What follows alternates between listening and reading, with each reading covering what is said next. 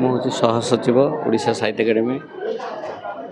ଆଉ ଆଜି ଏଇ ଆମର ଯେଉଁ କାର୍ଯ୍ୟକ୍ରମ ହେଉଛି ଏକ ଦିବସୀୟ ସାରସ୍ୱତ ଆସର ରାଜ୍ୟସ୍ତରୀୟ ଗୀତି କବିତା କର୍ମଶାଳା ଓ କବିତା ପାଠୋତ୍ସବ।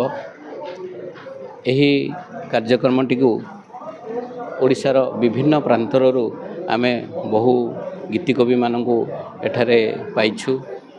ତାଙ୍କଠାରୁ ପ୍ରାୟ 200ରୁ ଉର୍ଦ୍ଧ୍ୱ ଗୀତିକବିମାନେ ପ୍ରତ୍ୟେକ ଜିଲ୍ଲାରୁ କିଛି କିଛି ଆସି ଏଠି ଉପସ୍ଥିତ ଅଛନ୍ତି। ସେମାନଙ୍କ ଦ୍ୱାରା ଆମେ ଗୀତି କବିତା ଏଠି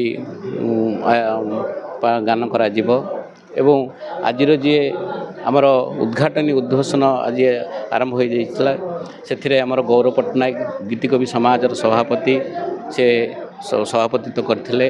ଆମର ଏକାଡେମୀର ସଚିବ ଡକ୍ଟର ଚନ୍ଦ୍ରଶେଖର ହୋତା ଏବଂ ମନୋଜ ମହାନ୍ତି ଏବଂ ଅନ୍ୟାନ୍ୟ ଯେଉଁ ସବୁ ଏଠାରେ ଆମର ଅତିଥି ଭାବେ ଯୋଗଦାନ କରିଛନ୍ତି। ଆଲୋଚ୍ୟ ବିଷୟ ମଧ୍ୟ ରହିଛି। ଗୀତି କବିତା ସମ୍ପାନ ଯେଉଁ କର୍ମଶାଳା ଅଛି ତାକୁ ମଧ୍ୟ ବିଭିନ୍ନ ବହୁ ଗୀତିକବିମାନେ ଆସି ଏଠାରେ ବିଭିନ୍ନ ଟପିକ୍ ଉପରେ ଆମେ ରଖିଛୁ, ଯାହାକି ବହୁ ଗୀତି କବିତା ଉପରେ ଆମେ ବିଭିନ୍ନ ଟପିକ୍ ରଖିଛୁ, ଯାହାକି ହେଉଛି ଗୀତି କବିତାର ବ୍ୟାକରଣ ଆମେ ରଖିଛୁ କୀର୍ତ୍ତନାନ ପାଢ଼ୀ ଡକ୍ଟର କୀର୍ତ୍ତନାନ ପାଢ଼ୀ ଏବଂ ଗୀତି କବିତାର ବର୍ଣ୍ଣ ବିଭବ ଅଶୁଦ୍ଧି ଶ୍ରୀଯୁକ୍ତ ବୈଷ୍ଣବଚରଣ ମହାନ୍ତି, ଡାକ୍ତର ଅନ୍ତର୍ଯାମୀ ମିଶ୍ର। ତାପରେ ଓଡ଼ିଆ ଗୀତି କବିତାର ଆଙ୍ଗିକ ଆତ୍ମିକ ସୌଷ୍ଠବ ଉପରେ ରଖିଛୁ ସମ୍ମାନୀୟ ଶ୍ରୀଯୁକ୍ତ ନନ୍ଦକିଶୋର ସିଂ ଏବଂ ଶ୍ରୀଯୁକ୍ତ ମନୋଜ ପଟ୍ଟନାୟକ। ଏହିପରି ସମସ୍ତ ଗୀତିକବିମାନଙ୍କୁ ବିଶିଷ୍ଟ ଗୀତିକବିମାନଙ୍କୁ ଆମେ ଏହି ଅବସରରେ ଡାକିଛୁ ଏବଂ ତାଙ୍କଠାରୁ ଯେଉଁ ଆଲୋଚ୍ୟ ବିଷୟ ଗୁଡ଼ିକ ଉପରେ ଅଛି ତାଙ୍କଠାରୁ କିଛି ଶୁଣିବା ଏବଂ ତାହାର ମଧ୍ୟ ଏସବୁ ଭିତରେ ପର୍ଯ୍ୟାପ୍ତ ପରିମାଣରେ ଆଲୋଚନା କରାଯିବ। ସାର୍, ଏଇଟା ଓଡ଼ିଶାରୁ କେତେଗୁଡ଼ିଏ ଜିଲ୍ଲାରୁ କେତେ କବି ଏଠି ସମ୍ମିଳନୀ ଆଜି ଓଡ଼ିଶାର ଯେଉଁ କବିମାନେ ଆସିଛନ୍ତି ଆମେ ଗୋଟେ କାର୍ଡ଼ରେ ସମସ୍ତଙ୍କ ନାଁ ରଖିଛୁ।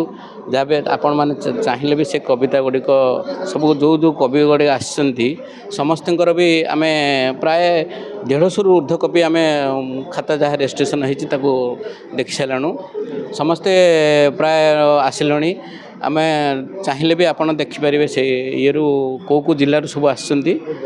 ଆଜ୍ଞା, ସମସ୍ତେ ନାଇଁ ଏଇଟା ଗୀତି କବିତା ଉପରେ ଆମେ ଏଇଟା ଭୁବନେଶ୍ୱରରେ ଏଇଟା କରାଯାଉଛି।